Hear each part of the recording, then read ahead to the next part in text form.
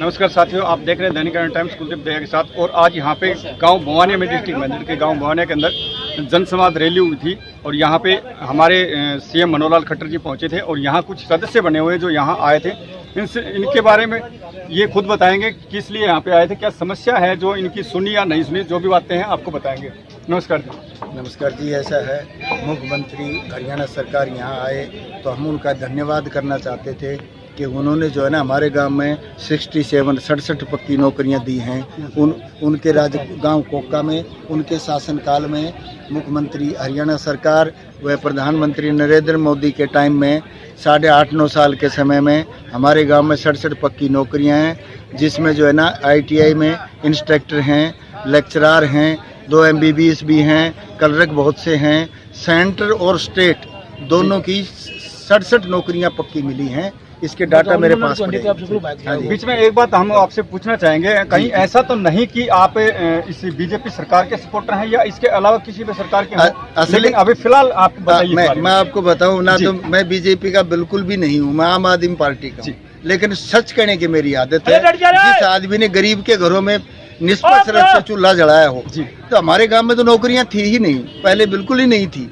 सेना के अलावा कोई नौकरी थी ही नहीं। अब जो है ना हमारे गांव में 67 नौकरियां आई हैं और ये सच्ची खबर है। मैं कागज लेकर ये बीजेपी सरकार आने के बाद आपके गांव में 67 नौकरी हाँ जी लगी है। 2014 के बाद ये डाटा है, सारे एक घर जाके रिकॉर्ड किया है मैंने। इसीलिए आप मतलब की बता रहे हैं। मैं इनकी तारीफ करनी है ऐसा आदमी की ये बता रहे हैं मेरे पास कि इस बीजेपी सरकार के अंदर 67 नौकरियां इनके गाँव के अंदर लगी है।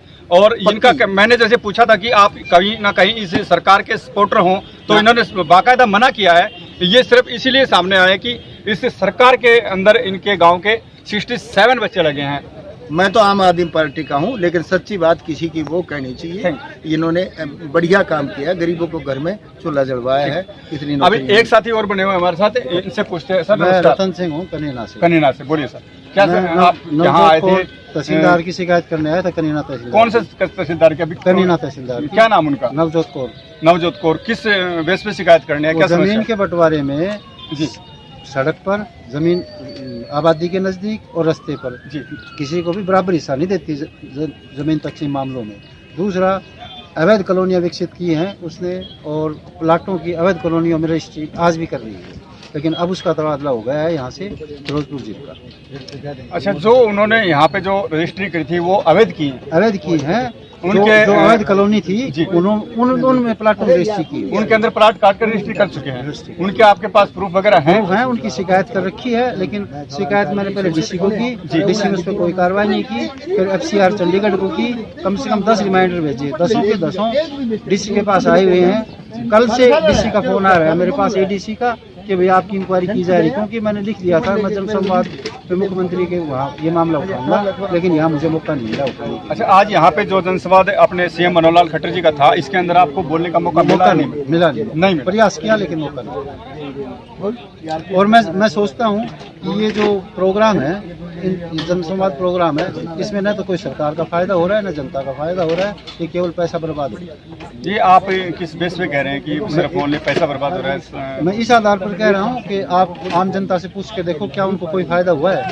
इन्होंने किसी को कुछ दिया है? कोई घोषणा की है ऐसी जो इलाके को फायदा करती? ऐसा कुछ नहीं किया गया। नहीं, यहाँ आप भी मौजूद थे, हम भी थे, कुछ तो ऐसे सदस्य थे जो कह रहे थे कि हमें फायदा हुआ है। इस जनसंवाद का क्या फायदा हुआ है? सरकार से फायदा हुआ है, मैं मानता हूँ सरकार ने फायदा किया है, लेकिन इस जनसंवाद जो कार्यक्रम है इससे क्या फायदा हुआ है? जनसंवाद से कोई फायदा नहीं। कोई फायदा, मैं ये कहना चाहता हूँ। क्या फायदा होना चाहिए था इस जनसंवाद के अंदर, बताना? इसमें आम जनता की ज्यादा से ज्यादा शिकायतों को सम्मिलित करना चाहिए था और मौके पर उनका समाधान करना चाहिए था। इनका कहना है कि यहाँ पे जो जनसंवाद का जो कार्यक्रम था, इसके अंदर ज्यादा से ज्यादा जो जनता शिकायत लिख के दे रही थी उनका निपटारा करना था। तो वो यहाँ पे डॉक्यूमेंट इन्होंने कुछ इकट्ठे किए हैं, उनका तो बाद में वो जाके वो CM विंडो जैसे इन्होंने चला रखी है, CM विंडो पर महीनों पड़ी रहती है पेंडिंग, कोई कार्रवाई नहीं होती। इसी प्रकार ये जो ली हैं हमारी शिकायतें, इन पर भी हमें तो ऐसी उम्मीद है कि भाई ये बट्टे खत्ते ही चलो रहेंगे। देखते हैं वो क्या करते हैं। जैसा भी एक साथी और बने हुए से और पूछते हैं। एक मिनट, मैं बावजूद की बात में थोड़ा सा और ऐड करना चाहूँगा कि आप बोल रहे थे कि शिकायतें, इसमें आपका से नाम बताइएगा पहले। मेरा नाम प्रदीप है। इसमें 40% वही शिकायत है जो ऑलरेडी यहाँ लगी हुई है, ऑलरेडी वही शिकायत। और सीएम महोदय ने जिन दूसरे गाँव में इतना समय दिया ना, उससे कम समय यहाँ दिया है। तो जो शिकायतें हैं वो मतलब और जो प्रोग्राम है उनसे कम यहाँ सुनी गई है। आपको जैसे मेरे साथ कुछ साथी थे, हम लोग लगभग 10 से 15 साथी थे, हम सीट क्वालिफाई के लिए मांग रखना चाह रहे थे, तू कर जिसमें 3,57,000 बच्चों ने क्वालिफाई कर रखा है। लेकिन सरकार क्या बोल रही है कि जो टॉपर बच्चे हैं 4 गुना, हम उनको ही एग्जाम दिलाएंगे। तो सर टॉपर बच्चों को आपको उठाना था, तो सीईटी का क्या मामला हुआ? पहले डायरेक्ट आप पेपर कराते थे, जो मेरिट में आ जाते थे वो बच्चों जॉब लग जाते थे, तो फिर सीईटी का कोई मैटर ही नहीं है। तो बच्चों को बरगलाया जा रहा है। 3,57,000 बच्चे, उनके भविष्य के ऊपर तलवार लटकी हुई है। आपका कहना ये है जो ये पेपर करवा रहे हैं, ये होने के बाद भी टॉपर बच्चों को ले रहे हैं? जी बिल्कुल। और जो बच्चे उसे पेपर को क्वालिफाइड करते हैं उनको नहीं लेते? नहीं, जो डाउन है, हाँ, जो डाउन है उनको अब जो बच्चे टॉपर हैं उनको तो ले लिया जाएगा। आपका कहना ये है कि उस पेपर को सभी क्लियर करते हैं, सभी को लिया जाए? 3,57,000 बच्चों ने वो पेपर को क्लियर कर दिया, लेकिन उनमें से सिर्फ 4 गुना बच्चों को उठा रहे हैं मेरिट बेस के ऊपर। तो फिर सर क्वालिफाई करने का क्या मतलब हुआ? वो ऐसे भी हो सकता है ना कि वैकेंसी इतनी हो कि तो उन्हीं को लिया जाए, आगे वैकेंसी आएंगे तो फिर उनको लिया सर जाएगा। 32,000 वैकेंसी बता रहे, 32,000 का 4 गुना आप निकाल लो, कितना हो गया? ठीक है, 32,000 का 4 गुना होगा। जो बच्चे हैं जो रह गए, फिर उनका क्या हुआ? फिर तो सीईटी लेने का कोई फायदा ही नहीं हुआ। आपकी सिर्फ नौजवानों के लिए मांग है ये? बिल्कुल, नौजवानों के लिए हमारी मांग है कि सीईटी को क्वालिफाई किया जाए। और ये मेरी अकेले की मांग नहीं, पूरा हरियाणा में मुहिम चली हुई है कि जो सरकार है हमें अनदेखा कर रही है। युवाओं में बहुत भारी रोष है इसके प्रति, क्योंकि जो बच्चे लास्ट एंड पे हैं, जैसे ये अभी चुनावी माहौल चला हुआ है तो भर्तियाँ वगैरह होंगी, लास्ट एंड पे है, उनकी एज निकल जाएगी, तो फिर सर उनका फ्यूचर कहाँ है? तो इसी प्रकार की आप लेटेस्ट खबर देखने के लिए देखते रहना दैनिक टाइम्स कुलदीप दया के साथ। जय हरियाणा, जय।